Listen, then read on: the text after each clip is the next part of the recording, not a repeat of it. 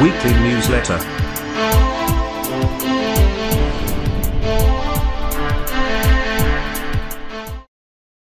Welcome to Magnificat.tv News, dedicated to offering you the news of the Church. Today is Wednesday, November 29th, 2017. The Pope is traveling again. This week he is in Myanmar, formerly known as Burma, before traveling to Bangladesh and then finally returning home back to Rome. The UN has been very explicit when asking for the passing of abortion in El Salvador. The leading political parties in that country, however, have clearly rejected it. A new Muslim attack against Catholics in France has taken place, the same exact week as a new prophecy of St. John Paul II about the Islamization of Europe has been made known. The world's largest Bible museum has opened in Washington. Cardinal Wuerl has participated in its inauguration. Gender ideology has reached the Protestant liturgy. Swedish Lutherans will no longer call the God Father. They will call it Jesus Christ, brother and sister, and call the Spirit lifesaver and inspirer. The Pope's visit to Burma and then Bangladesh is a difficult yet risky one, with the looming decision of the question of persecution of a Muslim minority by the Burmese Buddhists. Since Monday, Pope Francis has been in Myanmar, formerly Burma. It is the first stage of a journey that will also bring him to Bangladesh. It is his 21st apostolic trip, which will conclude on December 2nd. The Pope's trip to Myanmar and Bangladesh will anticipate two events that were not planned in the original schedule, as reported by the Italian edition of Vatican Radio. An interview with the head of the Burmese army and the presence of Rohingyas during a meeting in Dhaka. The Holy Father wants to bring a message of reconciliation and peace to both Asian countries. In order to avoid provocations in Burma, the situation of the Rohingyas will not be mentioned. They are being harshly persecuted by the military regime, supported by the Buddhist leaders. However, a group of refugees of this Muslim ethnicity will be present in the Ecumenical and Interreligious Peace meeting, scheduled for December 1st in Dhaka, the capital of Bangladesh. In Myanmar, the Church represents less than 1.5% of the population, with nearly 700,000 faithful. Bangladesh is 90% Muslim and 8% Hindu. The remaining minority are Christians, Buddhists, and members of traditional religions. There is clarity needed from not only the UN, but also the politicians of El Salvador, as the prior calls for abortion and the latter calls for it absolutely to be rejected. The Salvadoran parties, ARENA, Ghana, PCN, and PDC, have rejected the request of the UN's High Commissioner for Human Rights and of the Rapporteur on Women's Rights of the Inter-American Commission on Human Rights to decriminalize abortion. The reaction of the four parties, who together amount to 53 of the 84 votes in the Legislative Assembly, arose after the private meeting held with the Rapporteur of Women's Rights, Margaret May Macaulay, who suggested that abortion needed to be legalized.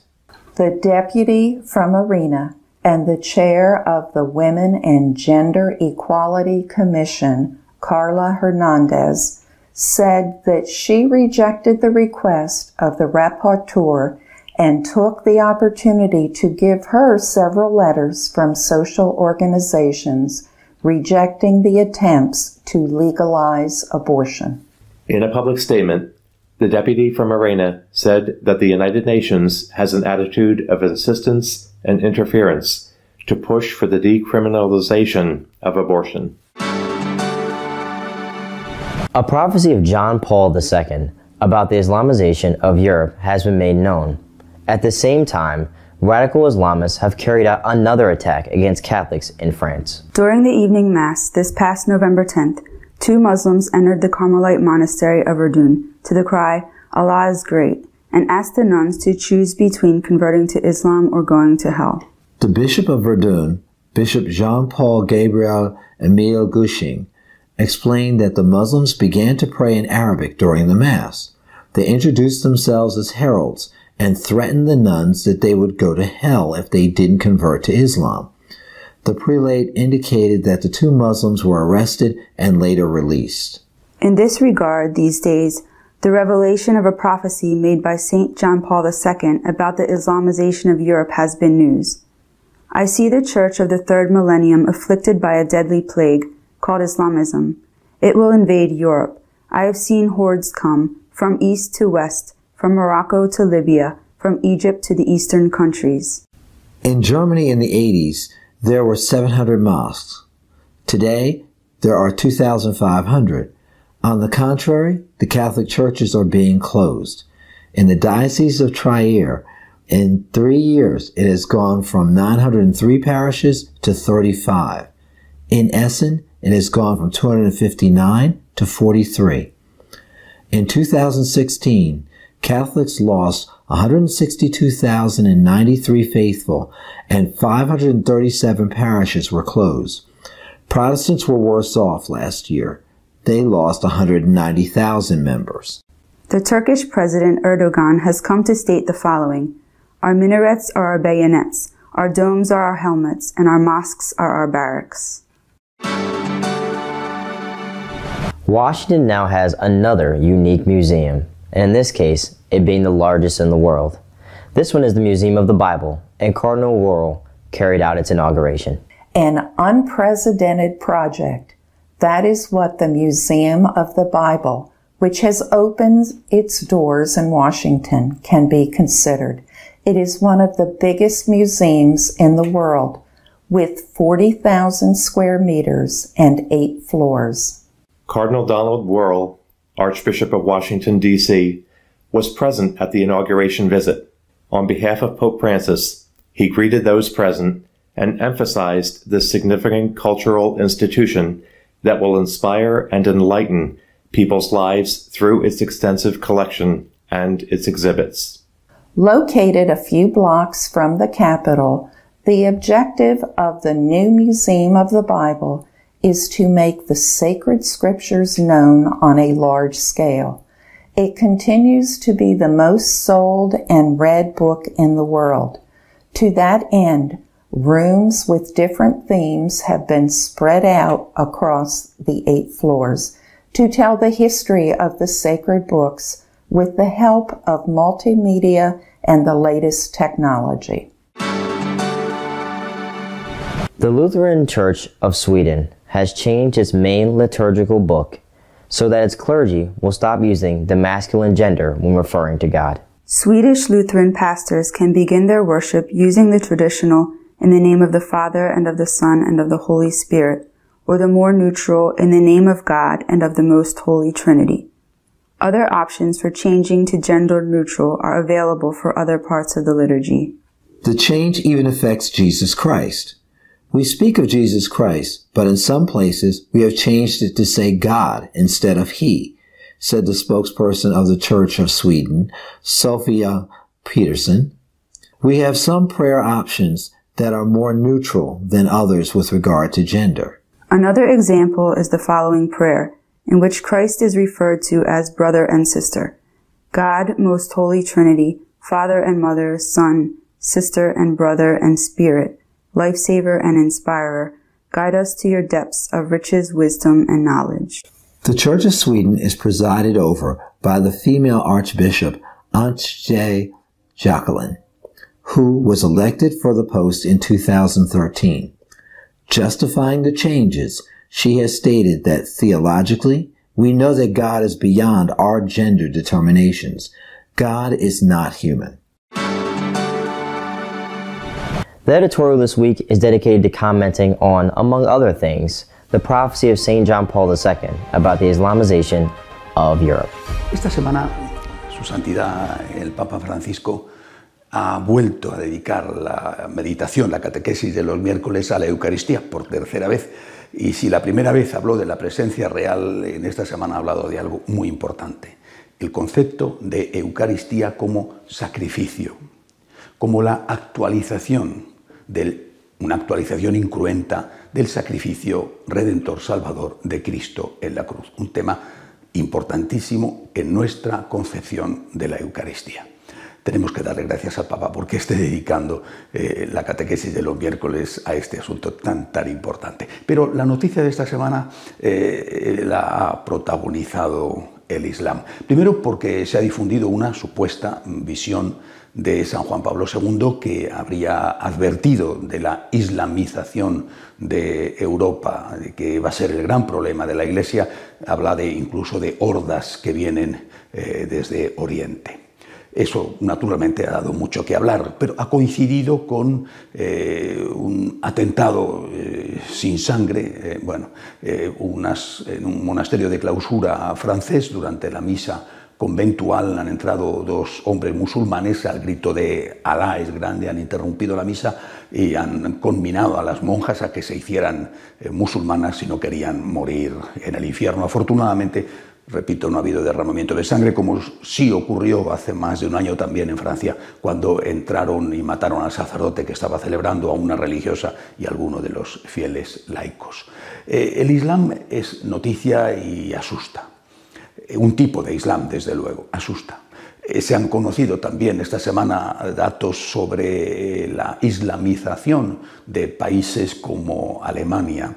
En los años 80 había 700 mezquitas, hoy hay 2.500. Eso es un dato. A la vez está cayendo año tras año el número de cristianos, no solamente católicos, sino también protestantes, que caen, por desgracia, porque lo bueno sería que no cayera ninguno de los dos, caen aún más que los católicos. 160.000 perdieron los feligreses, miembros de la Iglesia perdieron los católicos, 190.000 los protestantes el año pasado. Junto a esto, el cierre de iglesias, que en algunos casos ha sido tremendo. Por ejemplo, la diócesis de Treveris, la diócesis más antigua de Alemania, ha pasado en 3 años de tener 903 parroquias a tener 35. Bueno, la diócesis de Essen, al centro norte de Alemania, cerca de Colonia, no ha tenido la misma catástrofe, pero parecida. Tenía un poco más de 250 parroquias y ahora tiene algo más de 40. Es decir, la caída es tremenda. Este año, el año pasado, 2016, que cuando se tienen datos, el conjunto de Alemania se han cerrado más de 500 parroquias católicas. El Islam crece. De 700 mezquitas a 2.500, las iglesias católica y protestante disminuyen. ¿Por qué? Hay que hacerse esa pregunta. ¿Por qué? ¿Qué está pasando? Lo que está pasando, desde luego creo que habrá otras causas, pero esta es una de ellas, es que el ateísmo materialista que domina en Occidente y de forma muy particular en Europa, se ceba con una religión no violenta como es el cristianismo. Disfrutan mucho, les sale gratis total. Y eso contribuye a vaciar las iglesias. Pero este ateísmo cobarde se rinde ante una versión violenta del Islam, porque la verdad se rinden. Con los católicos, con los protestantes menos, pero de una forma especial con los católicos, se ensañan las burlas, los insultos, no digo de cada día, pero casi. En cambio, a los musulmanes, insisto, sobre todo a los violentos, a los musulmanes en general, a estos no se les toca un pelo. Esto va minando una mentalidad en Europa. Como dijo hace pocas semanas el Papa Francisco, esta apostasía masiva en Europa se ha producido, son palabras del Papa, porque se ha abandonado la tradición y se ha cometido una traición a las raíces cristianas del continente. Y esto ya tiene consecuencias y las va a tener cada vez más. Es decir, este ateísmo cobarde que ataca a los no violentos y que se rinde ante los violentos desaparecerá precisamente por eso. Las iglesias se vacían, las mezquitas se llenan, pero esto no va a pasar sin consecuencias. Cuando vengan las consecuencias, que ya están aquí, que no se quejen porque habrá sido responsabilidad de ellos. Por nuestra parte también tenemos que hacer un examen de conciencia. ¿Cómo hemos preparado a nuestra gente? ¿Cómo estamos preparando a nuestra gente para que hagan frente al ataque feroz del fundamentalismo ateo y al ataque del fundamentalismo islámico? ¿Qué estamos haciendo para preparar un futuro que no sea un futuro solo de desaparición y con testimonios martiriales? ¿Qué estamos haciendo para que las raíces cristianas de Europa no desaparezcan? Esta es una pregunta que tenemos la obligación todos de contestar. Hasta la semana que viene, si Dios quiere. If you wish to keep up with what's going on in the church, feel free to visit our news webpage at catholicosonline.org. Until next week, God willing.